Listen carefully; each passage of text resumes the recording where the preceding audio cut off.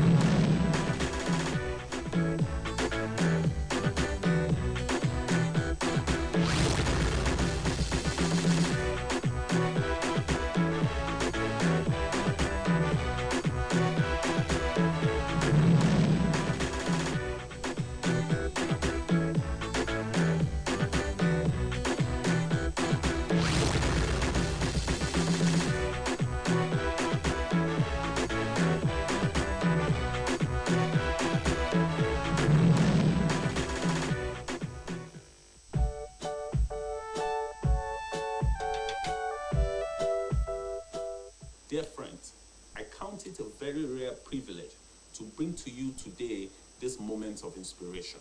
My name is Olasode Oladapo, and today I want to share with you something that filled me with courage, power, and determination. Something that keeps me going no matter what I face. Something that when I found it out, it gave direction to my efforts and made achieving my goals a lot more easier. Don't let me keep you waiting. So I'm talking about when I found out that I'm created for a purpose. And my purpose is to contribute to the improvement of my world. Thinking about it further, I made another startling realization. The world is endlessly waiting for my contributions. In a sense, the improvement of the world squarely rests on my shoulders. I'm not speaking about just myself. I want to tell you this morning that I'm talking about you too. And as interesting as this sounds, it is the truth about you. The whole world is desperately waiting for the manifestation of your gifts. They are waiting to applaud you when your gifts make the world a better place. They are waiting to encourage you in your journey to the manifestation of your gifts. You see, as I'm talking about your gifts, you wonder what I'm talking about. I came to tell you this morning, there is something on the inside of you with the power to bless your world. But to bless your world, you first need to discover your gift. Then you need to discover the sphere of influence that needs your gift the most. So the question today is, what are you good at? What do you do effortlessly? What do you do that stirs up energy, passion, power on the inside of you? What can you do and time will feel suspended? And as such, when you are doing it, you have no feeling of time and you can just keep walking on. Then you need to find out which sphere of life to commit the expression of those gifts to. I know this can be tricky if you have multiple gifts. It's easier if you have just one gift. It's okay, this is what I can do and this is where it's needed. If you have multiple gifts, it can be tricky. If you also have gifts that can be used in multiple spheres of life, it can be tricky. But I believe that with a lot of study, with a lot of meditation, with a lot of interaction with different spheres of life and trying different things, you will encounter that sphere of life that your gift is ordained to function in. For me, being a believer in God, I believe that all the things listed above is done more effectively in communication, with a foundation of communication with your maker. The next thing to do after you've discovered your gift and you have found the sphere that it's supposed to be in, is to commit to developing your gift. Note that I said commit to developing, present continuous. It is something you have to consistently and constantly do. It's a never-ending pursuit. Because for your gifts to constantly bless your world, you need to have attained a high level of efficiency in its deployment. This efficiency only comes with practice. And practice involves learning, experimenting, failing, correcting your errors, and trying again. The main reason to develop your gift is that one day, whether you are prepared or not, that gift will be thrust on the center stage. You will reach a place in life where that gift is what is needed to bring about transformation. Someone said, and I quote, he said, "Chance favors the prepared mind." If you are already prepared and you meet that day, then your manifestation and your greatness is greatly increased. It will be a very great tragedy to get to that day unprepared. In conclusion, I want to state that the responsibility to bless your world is a sacred one. So take your duty post with a heart of service. Approach it as one who knows the privilege of being a blessing. Do your bit with humility and grace, and watch the world reward you beyond your wildest dreams. I hope I've brought you the needed inspiration and encouragement to go a step further to bless your world today. Till I come your way next week, I want to say thank you to the producers, and I want to say to you, your greatness is assured. Bye for now.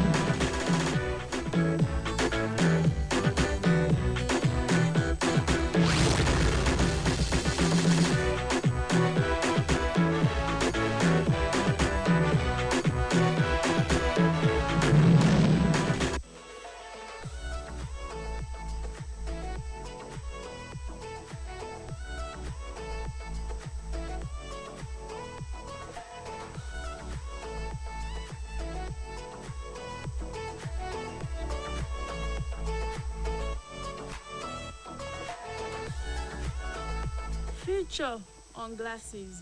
Seeing someone wearing eyeglasses today is just as common as seeing a person wearing a scarf during a winter time. Glasses are tools that provide vision to most people regardless of prescription of eye shape, but it was not always this way. The development of glasses as a common treatment for imperfect eyesight took centuries with many brilliant innovators paving the path to the perfect vision you get to enjoy every day. Have you ever wondered about the primary technology behind spectacles?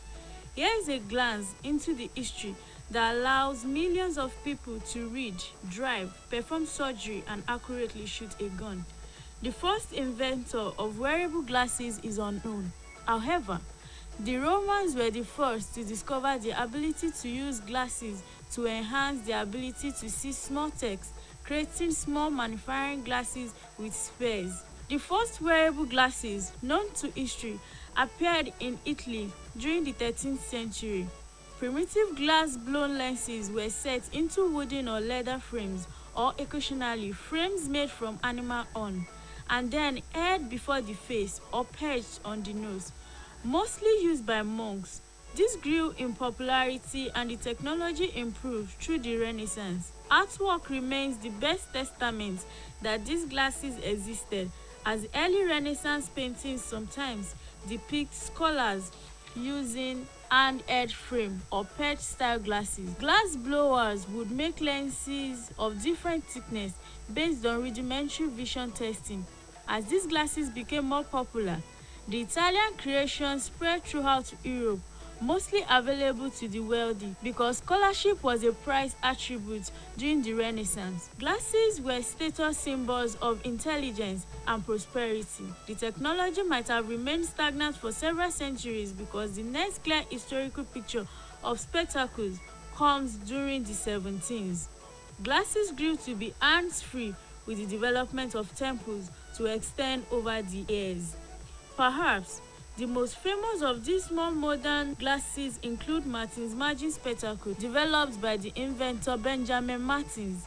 These glasses are sold as collector's items today, but they pioneered the pursuit for more accurate lens development and thinner lenses supported by durable frames. After the over-the-air innovation, new developments with glasses began to speed up. Benjamin Franklin added to the versatility of glasses by inventing the bifocal lens, which allowed a person with both near and far-sighted affectation to use one pair of glasses instead of two. He did this at first by cutting lenses in half and putting them together into one frame. Another style that was prominent during the time was scissor spectacles. These were glasses that could be stored in pockets and taken out when needed for seeing something important. Some men did not enjoy wearing glasses full time, so these were the answer: pocket glasses that could be folded up in end like a pair of scissors.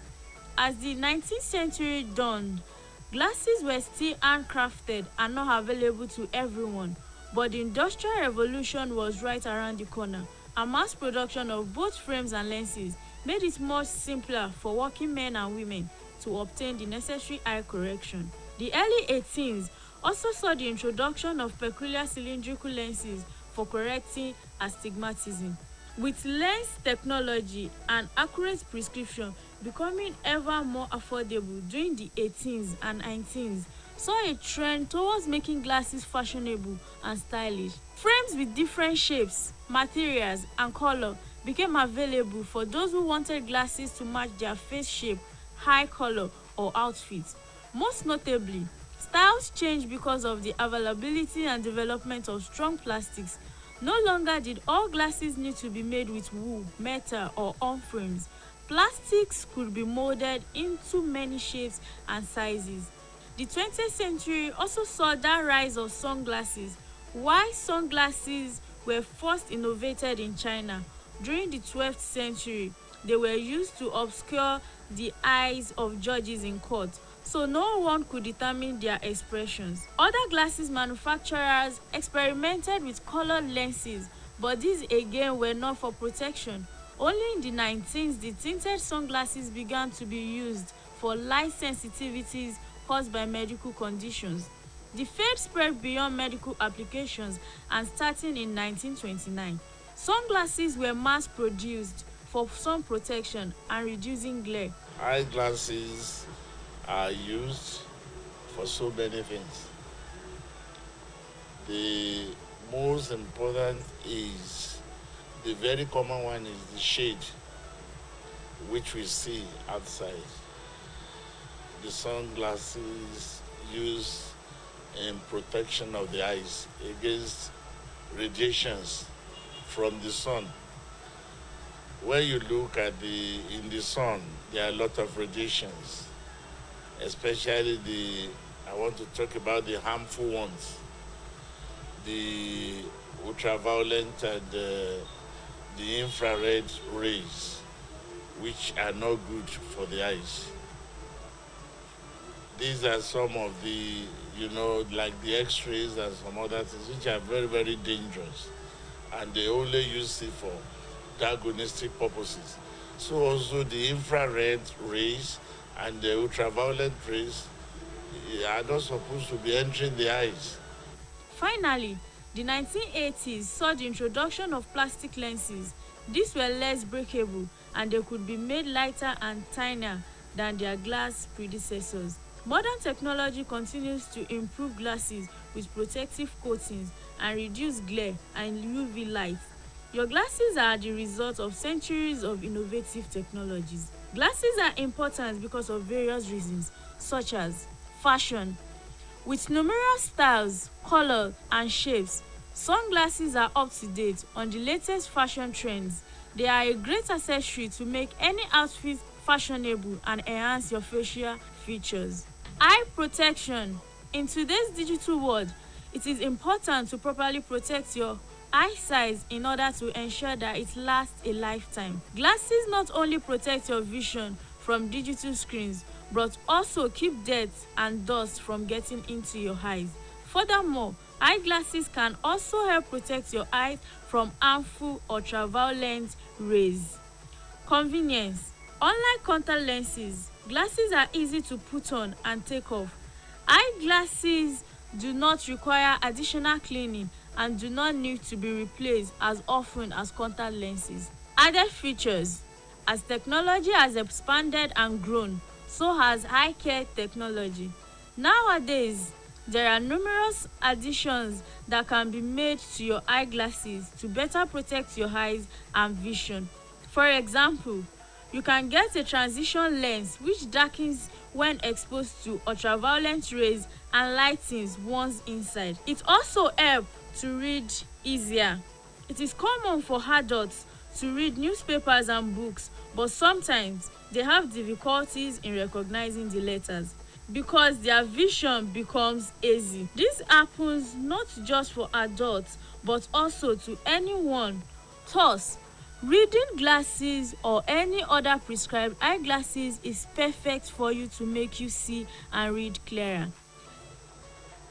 The summary of what I know about eyeglasses is that I am using it for me to be able to read very well because I suffer short-sightedness. So I can still read at a far distance, but when I bring it closer, it will be blunt. And I consulted ophthalmologist or optician. So, and glasses was recommended for me. That's the reason I'm using it. But some people are using it just for fancy.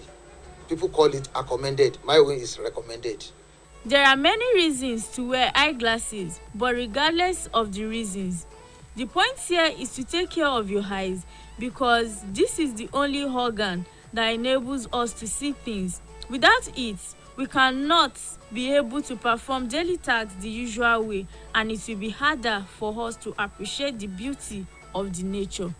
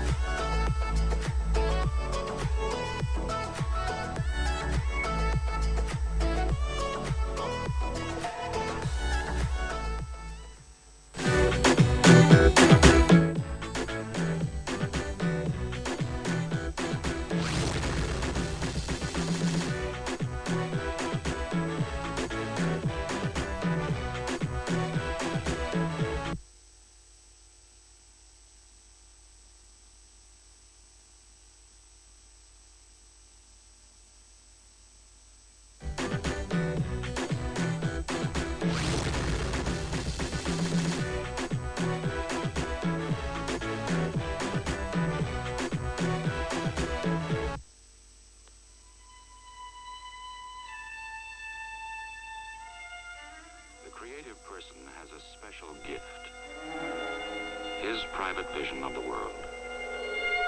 Through words, ideas, images, he touches our view of the 20th century.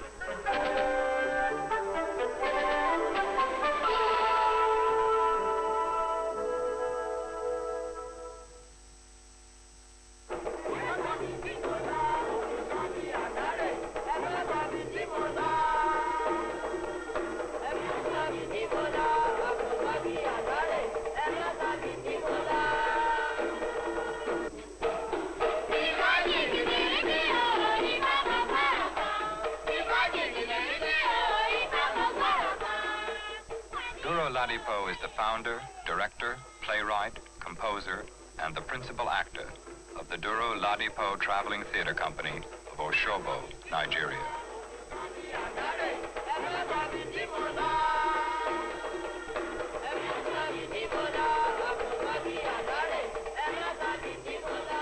I was born of a Christian family.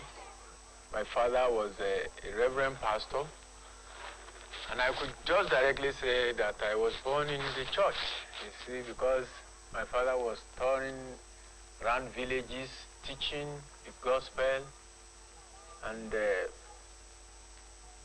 my parents had a lot of trouble in having children. About 13 children were born dead before I was born. That's the reason why I was named Duro. Duro means stay, don't go again. And since I was born, I had it that none of my brothers and sisters ever die again. We are all living now, about 7 of us. And my father is having only one wife, and that's my mother. In fact, I was very interested in music since I was 7 years old, because I was one of the boys directing the choir for my father in the churches. There I was allowed to use my own sense in bringing the choir up. Then I felt of changing from the monotonous tune of the harmonium and the piano, and with this Western music, everything just sounding the same every day, every week when we come to church. I said that there should be drums here so that everybody will just be happy when they are worshiping. In fact, it was quite strange to the pastor in charge of the church. He didn't like it, but I just introduced it abruptly one Sunday, put in drums into the songs, and there was a shock to everybody. From where is this?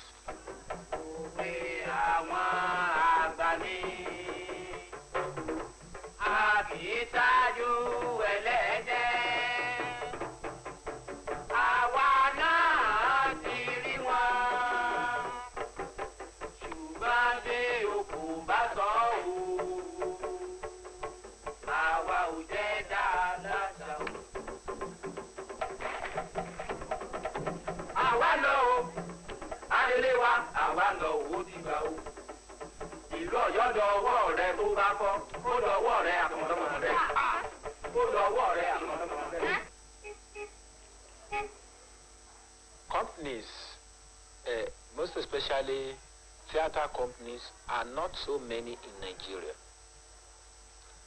We can say we have about 3 to 4 theater companies we can term to be professionals.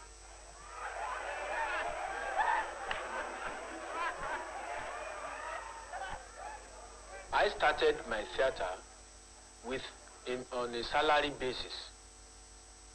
I was one of those who started this in Nigeria because I felt people should be tied down to a certain profession. We do everything together.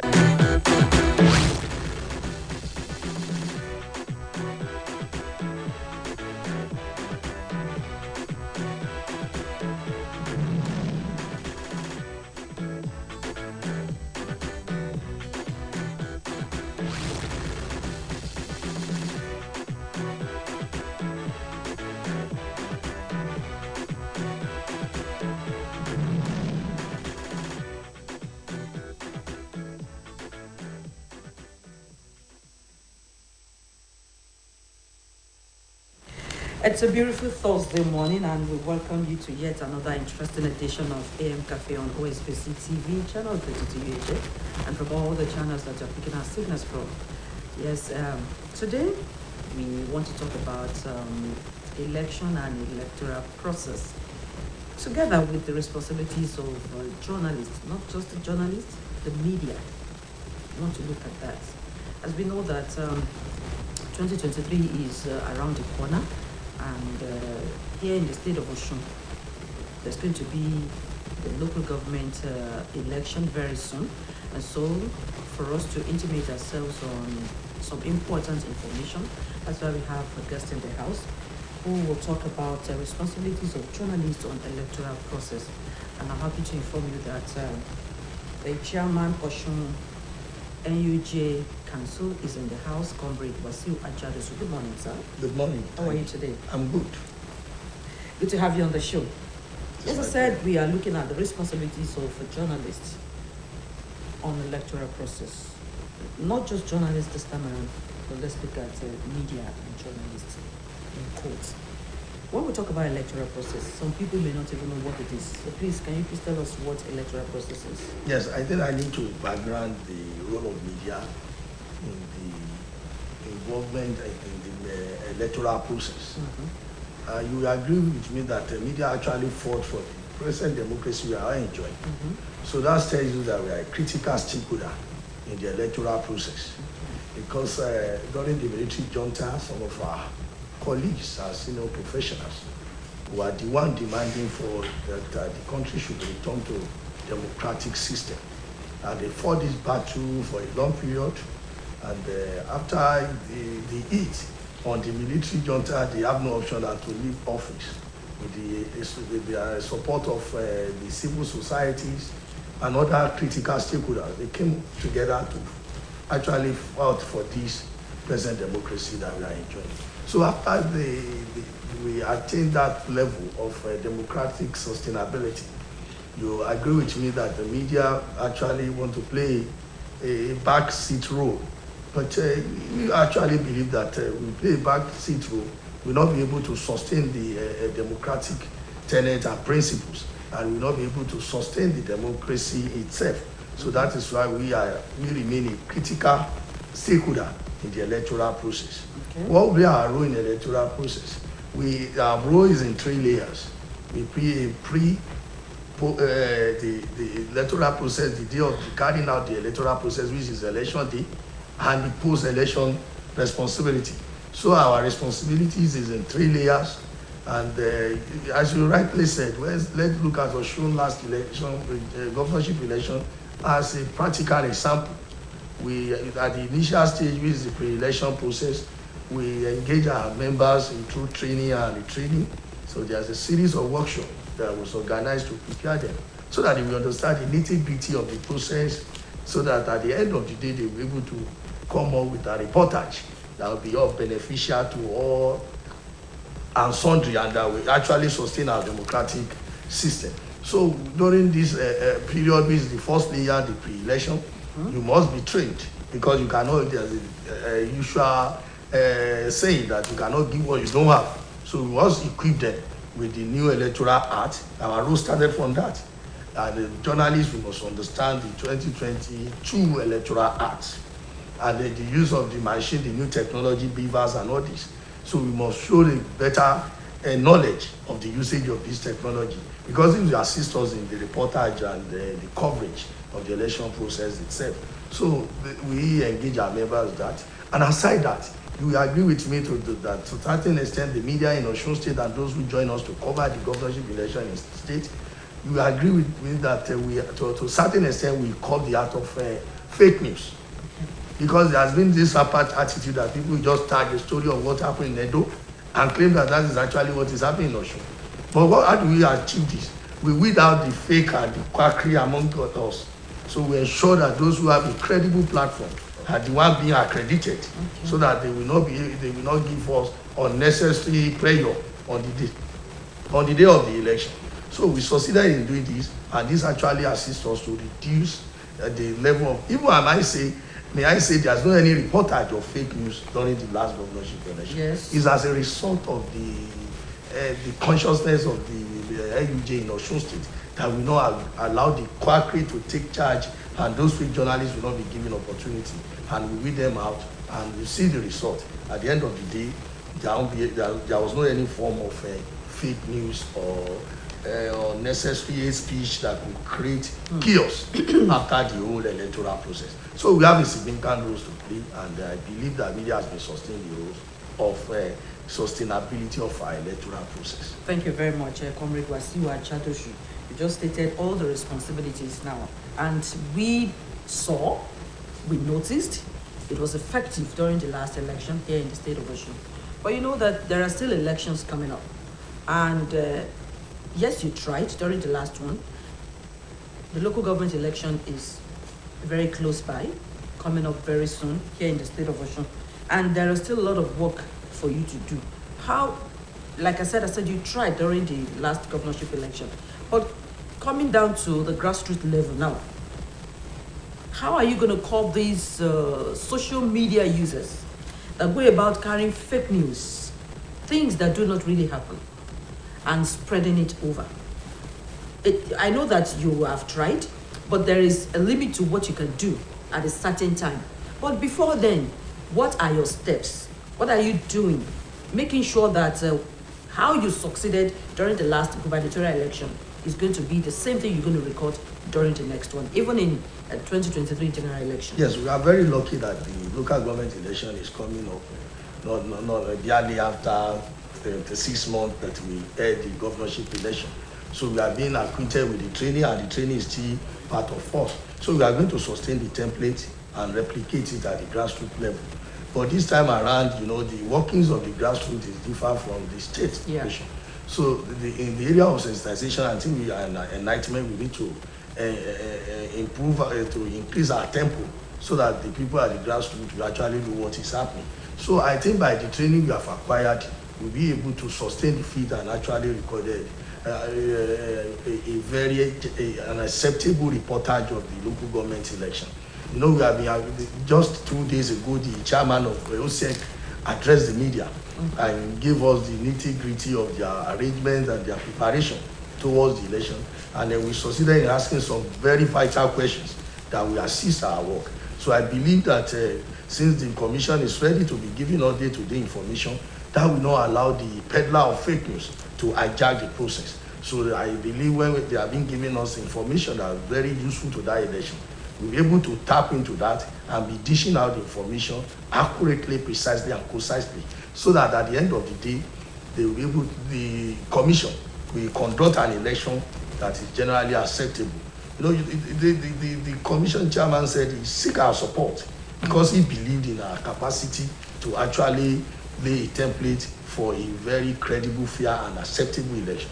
So we are not going to disappoint the people of the state by also ensure that we give out our best in the forthcoming local government election. We have succeeded once, and I believe there's a room for improvement.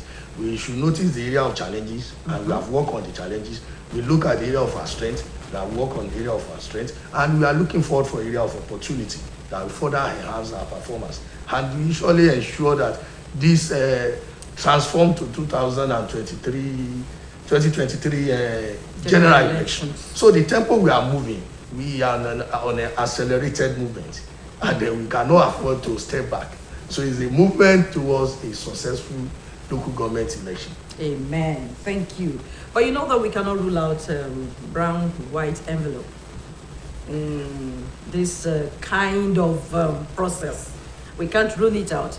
How are you going to, is it part of the training? Have you trained your men concerning this? How are they going to manage the issue of brown, white envelopes when they get to the field for their reportage? How are we going to do that? You are putting me on a very won't that one influence their reportage? No. We have done it once. There's this saying that bring your evidence. We actually have an evidence. If all those who are ready to be used by political gladiators, we did not allow them, because there was most of the people that came from outside that are not actually a member of Osun Council What I did is that they signed an undertaking before they go to field. I said, well, I will personally supervise how you will be arrested. And I will ensure that I even be in the court to ensure that you are being prosecuted. So by the way of intimidating and threatening and issuing a threat to them, everybody behaves himself. And this time around, I don't see there's a need for foreign journalists to come around. It will be journalists within the state. And I know we know our onions and the best we can give. Those we cannot be used by any political party. Despite the level of, may I say, the level that the owners of the media houses actually put journalists, that's because unless you are not a professional. If you are a trained journalist, there are certain conduct that you must be able to exhibit in the public. So it behoves on the professional journalist to ensure that he follows the ethics of the profession and ensure that he's do away with anything. Even he should not allow his stomach to determine and affect his calling. This is a professional calling, and there's a standard rules that guide it. So you should not deviate from that rules. And I can assure you that I have confidence in the media professionals in this state because they are the best you can find around in any place. So you should expect the high level of conduct that is befitting our profession from them. So the issue of inducement, gratification could not come to play. It is about our professional responsibilities. Thank you very much for that wonderful information. And I give it to Oshun UJ. I just said it. Thank you. That the trust is there, and they are the best we can find ever in any state. Thank you for giving us that vital information, and thank you for that leadership belief that you have in them. Now, let's talk about the process itself. We have talked about inducement, gratification, and things like that. Apart from you, covering the event, the process, and things like that, what has been your own personal way of sensitizing the electorate when it comes to election period? Yes. What's your role as journalist? Yes, exactly. That was exactly after the post-election review mechanism put up by some civil society, I think Yaga Africa and the CDD. I said at that forum that, well, to a certain extent, media will still have a long way to go. And also the civil society. It is the failure of the media and the civil society to carry out their sensitization responsibility that led to the issue of vote buying and vote trading. The political gladiators always want to trade. They want to trade the voting, the seller are there, the buyer is already available. We are the one to decide their mind that and tell them the implication. So I said that means we still have a long way to go. So the media, it is the failure of the media that is leading to vote trading and vote buying. Political gladiators want to get into power, and they are ready to do whatever they like. They want and they wish can help them to achieve that feat. So it is our responsibility to tell the electorate that no, this is the implication, the attendant effect of collecting such a money, that you collect 4 years and you cook a soup for just a day, and it is a journey of 4 years, 365 days in 4 places. So we need to tell them the implication. So I think the media must increase the tempo in the area of education. We have not done enough because there is a campaign, a serious campaign against people who agitate that argue that there's a lot of poverty in the land. But if we succeeded in educating them, there's a possibility that there will be reduction in it. And by the time a way of life is not being fashionable again, nobody will tell you before you petition that way of life. Even as an individual, if you are engaged in some kind of activities that is not popular, when you get to your home, you have a rethink that it seems I want to be only mad person around. So by the time we make the such food trading fashionable, unattractive to them, and tell them the implication, so the political gladiators will know that the media has actually succeeded. So we still have a long way to go, and I want to assure you that we sustain that campaign. especially against the local government election. We need to educate our people. There's no need for them to collect the boko shebe or whatever. You cook a soup, a pot of soup in a day, and you will suffer for 4 years. You must tell them the rationale that okay, you must think in this way. So all what we need to do, we shape the thinking of people. We set agenda. So the media this time around, that is the task before us. It is, I talk about our strength, our challenges, and our opportunity. So that's the challenge before the media. We must ensure that no electorate collects money from anybody before voting again. Until when we achieve that, we could say we are fulfilled. Okay, thank you very much. We all believe that this sensitization can only come up on radio and TV. And there are some people who do not watch TV, who do not listen to radio. How are you going to achieve this? Talking to them. Yes, that's the role of civil society. And you are part of them now? Yes. We as a pressure group, we are also part of them. We take the campaign to the grassroots through the head of that community. There is this popular theory in the media space. We call it innovation and divisional theory. Divisional theory and innovation theory, what is he trying to say in essence? He said people find it difficult to adapt to change. There are some who accept it early. There are some that they are laggard. Their early acceptance, it is in 3 or 4 layers. So that is why the community campaign is very essential. Even if there's a campaign in radio and television, some people will not even take it serious. Unless they hear it from their leader. The opinion voters, the community leaders, the traditional rulers. So this is where we need to take the campaign to. And there's these NGOs, the civil society, that even access fund in the international community. So it is their responsibility to go around, and it is the responsibility of media to also be there to inform and educate the electorate on the implication of collecting money before voting. So this, I believe, is achievable. But the civil society and the media are not doing enough in that aspect. So I think before this local government election, we need to have a series of meetings and come up on the way to get. There are some NGOs that reside in local government. They should move to the community. They should not make it look an urban system of NGO. Their responsibility is in the community. I agree with you. Some people don't have access to both television, radio, newspapers, and all these platforms of mass media. But they have a community, and there's a leader in that community that could serve as interface between the civil society, the media, and the community. Thank you very much. Àwọn èèyàn nígbàgbọ́ pé táwọn bá gbọ́ lẹ́nu oníròyìn òótọ́ pọ́nbélé ni kò sí rọ́ńbẹ̀. Bó lẹ́ẹ̀tì á ṣe tó yẹ pé gbogbo àwọn ìyá tí ń bẹ lóko àwọn bàbá tí ń bẹ lóko ohun tí wọ́n bá gbọ́ lẹ́nu yín náà wọ́n tẹ̀lé láti sọ̀rọ̀ dìbò kó ṣe bẹ̀ yìí. Bó lẹ́ẹ̀tì ṣe tẹ́ ẹ fi kọ́ wọn lẹ́kọ̀ọ́ pé kí wọ́n mọ̀ ṣe irú ẹ̀ mọ́ torí ọjọ́ ọ̀la wọn. Ọ̀nà wo lẹ́ẹ̀ gbé gbà báyìí? Ẹ ṣeun púpọ̀. Ẹ̀rí ó tiẹ̀ jẹ́ nǹkan tí ó bani lọ́kàn jẹ́ wípé èèyàn ó wà á gbowó yóò sì ṣe bẹ́ẹ̀ kòkó kan lórí ìrìn àjò tí ó rìn lọ́dún 4. Ọbẹ̀ kòkó kan yóò jẹ tánjọ́ kan. Odidi ọdún 4 ni ó wàá fi yanu sátẹ́gùn tí ò ní sọ́bẹ̀ ńlẹ̀ mọ́.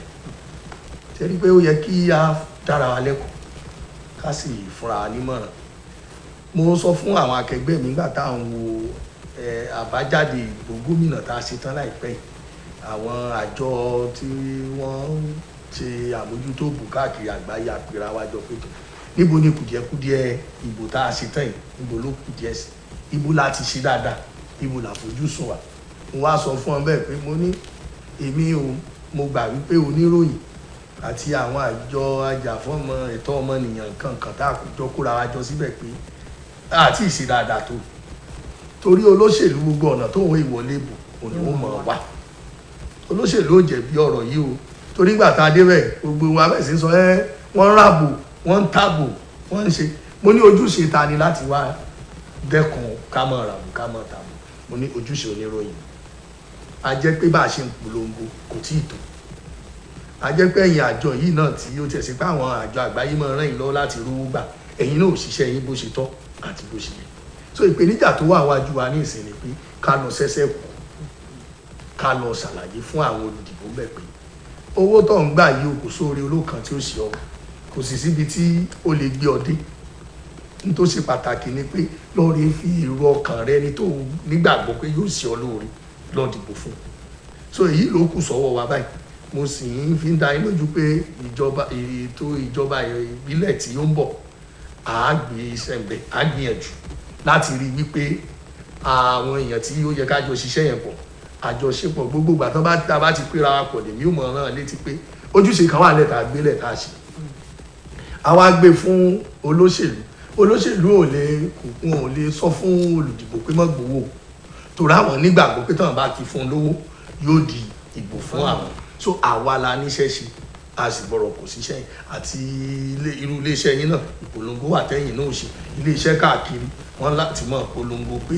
ewu tó rọ̀ mọ́ torí gbà míì téèyàn bá ń ṣe nǹkan tí ò dá tí ò bá mọ̀ yóò mọ̀ ṣe lọ ṣùgbọ́n gbà tó bá ti rí pọ́n ṣe nǹkan tí ò dá tó kù wọ nìkan bẹ̀ kò sí bọ́ọ̀sì lílọ́ léèyàn tó tínú rẹ̀ le tó ìwọ náà ojú ò mọ̀ tì ọ́ ṣé nígbà tá a bá ti kọ́kọ́ jẹ́ pé à ń gbowó àṣekàn yìí tí ó ti di àṣà tí èèyàn ò lè fi yan gàn torí ẹ̀rí pé wọ́n fi yan gàn kiri báyìí ni o wọ́n wàá gbéra wọn sórí ẹ̀rọ ayélujára mo gba pọ́n 15 bì kan mo gba pọ́n 10 bì kan mo ti ṣe bẹ̀ mo rẹja ńlá ẹni pé kò mọ̀ láìda ojúṣe tiwa nísìnyí láti wàá lọ sọ káàkiri pé nítorí ọ̀hún ṣe yìí o kò dáa o ewu báyìí ló ní fọ́jọ́ iwájú rẹ o ewu báyìí ló ní fáwọn ọmọ rẹ o ó ní òjọ́ náà lu yín ó dáa o ó ní òjẹ́ orí iléèwé lọ o ó ní òjẹ́ oríṣẹ́ ṣe nílùú o tóun náà bá gbọ́ gbogbo yẹn ara rẹ̀ ó sùn kígbà kí n wá kú ríṣẹ́ kí n mọ kó ṣe pé ìjọba tí ó fún mi níṣẹ́ ni wọ́n gbé bẹ̀ ṣé kò wá ní sàn ju owó ọbẹ̀ tí mo sè tí mo jẹ tán níjọ́ kan so ojúṣe gbogbo wa ni. ẹ ṣeun àdúpẹ́ jáwọ́ àwọn ọ̀dọ́ tí wọ́n sọ̀rọ̀ àwọn di jàǹdùkú nítorí ètò ìdìbò ọ̀nà wo ni ẹ̀yin oníròyìn ọ̀nà wo lẹ̀ ń gbà láti jẹ́ kan ríra wọn gẹ́gẹ́ bí ẹni tó lè ṣe rere lọ́jọ́ ọ̀la láì ṣe jàǹdùkú lẹ́yìn olóṣèlú. ó ti ẹ̀ dàbí pé ẹ rí i pé lẹ́nu ọjọ́ mẹ́ta tẹ́ bá kíyèsí ibi tí agbára àwọn ọ̀dọ́ wà ní ìsìn orí ẹ̀rọ ayélujára ẹ̀ mo wá rí i pé ìyàtọ̀ ti fẹ́ bá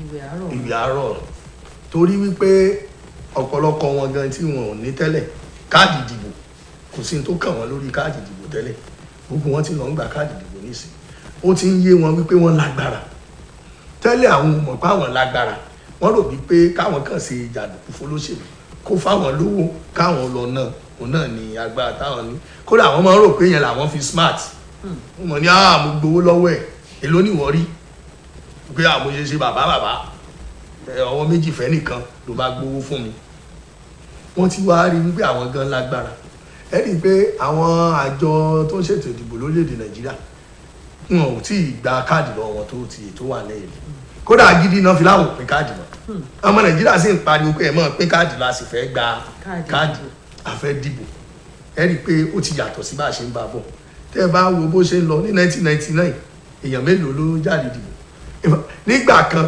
àwọn tó jẹ́ ọ̀mọ̀wé wọn lọ dìbò mo sọ fún yín pé kálukú ti mọ̀ pé agbára wà nùbò àwọn tó kàwé náà sì tó ń ṣiṣẹ́ ìjọba ni tí wọ́n wà ń pò ńláńlá ni tí wọ́n máa ń dóńdó pé kò kàn mí pé àwọn jàǹdùkú àwọn ní àwọn ìpàlẹ̀ èèyàn ló wà níbi ìdìbò àwọn náà ti ń jáde wọ́n ti lọ ń gba káàdì àwọn ọ̀dọ́ ti ní ìrònú mi bóyá tí nǹkan tí èèyàn bá rí i pé òun wà níbi tí ó yẹ kóun wà pàápàá jùlọ màá sọ tó tiẹ̀ jáwọn ọ̀dọ́ wa gbóná lọ́tẹ̀ ìdáṣẹ́lẹ̀ asù ìmọ̀ bí àwọn ọ̀dọ́ nù wọ́n wá gba káàdì náà nígbà àwọn òkú lọléèwé ilé káàdì ibi tán ti ń ṣètò ìdìbò náà lọ jókòó sí gbogbo wọn ti lágbára báyìí ìmọ̀ràn kan tó kù kò nídìí pé ká sọ fún ẹ mọ̀ sí jàdíjàgan wọ́n ti mọ̀ yẹn ni pé kí wọ́n lo agbára wọn dáadáa láti wo ẹni tí ó ṣèlú ní àǹfààní kí wọ́n sì fi sípò. Thank you very much, Comrade Wasiu Ajade. So I want you to tell us your efforts in making the youth to realize that they really do not have to be a political thought or see themselves as someone who can still make it in the nearest future, and even the elites who do not go out to vote. Yes. What are your efforts? I think what we need to do is just to continue to educate, to continue to inform them on the reason why they need to participate in the electoral process, and to tell them that sovereignty belongs to them. The power belongs to the people. Those people that are being elected to office are to hold it to us. We are giving them responsibility. Hold this office for us for a certain period, and you should be accountable to us. They should be our servant, not vice versa. So the youth has now realized their power, and they are moving out en masse to get their voters card. They have realized that their PVC is their power, and they don't joke with it. If you see the level of the turnout to have to collect the PVC, it has increased. Even the elite that have been, that their responsibility is just to sit at home and be watching OSBC and OSBC and other international media organizations on the day of election. They have a rethink that they also need to participate. It is their civic responsibility to vote. You need to vote. As a citizen of Nigeria, you need to vote. And you must ensure that your vote counts. I think what actually brings about this necessary change is that people are continuing to a little bit having confidence in the electoral umpire. So since they have confidence now, they are ready to exercise their franchise. And the youth, I must come back to them. They have been deceiving them. The youth are the leaders of tomorrow. Please, my brothers and sisters at home, you are leaders of today. Don't allow anybody. What was their age? Those who are governing us at the aim of power now. What was their age when they came into the system? At 22, 28, 32. So somebody at 40 and an old man somewhere is deceiving him. You are the leader of tomorrow. My brothers and sisters, you are leader of today. Grab the power and use it for the benefit of everybody, for the generality of the populace. Thank you very much. You've said it all, and I know that viewers out there, you have enjoyed my guest today on the show, Comrade Wasiu Ajado, so the chairman, Osun NUJ Council. Thank you very much for coming on the show. On behalf of the Director TV Services, want to thank you for coming. On behalf of the producer, we want to thank you, and on behalf of the crew. Yes, but to round it up, a word for the electorate and peradventure, our leaders. What will be the electorate is that they should shun the act of collecting money before voting. Food trading, food buying, food selling, it is detriment to the sustainability of our democratic system. And to our leaders, please, you should be a selfless leader. Don't be self-centered, don't be selfish. It's because of their selfishness that the country is where it is. Some developed worlds of the country, where leaders see himself as a servant, the people of the generality of people of the place, they are enjoying what they call democracy. Thank you very much, Comrade, for coming on the show. And it's on this note, it's on this note that we are wrapping it up today on AM Cafe on OSBC TV, channel 32 UHF. You've heard it all from him. If we all did how he has said we should go about it, don't sell your vote, don't buy your vote, don't trade your vote, and our leaders too, please do not be a selfless leader, don't be a self-centered leader. Be a leader that loves your followers, and Nigeria shall be great. Again, until tomorrow when we come your way with yet another topic and another guest, I remain yours sincerely, Titi Lokwe Achiboye. Good morning. God bless Nigeria.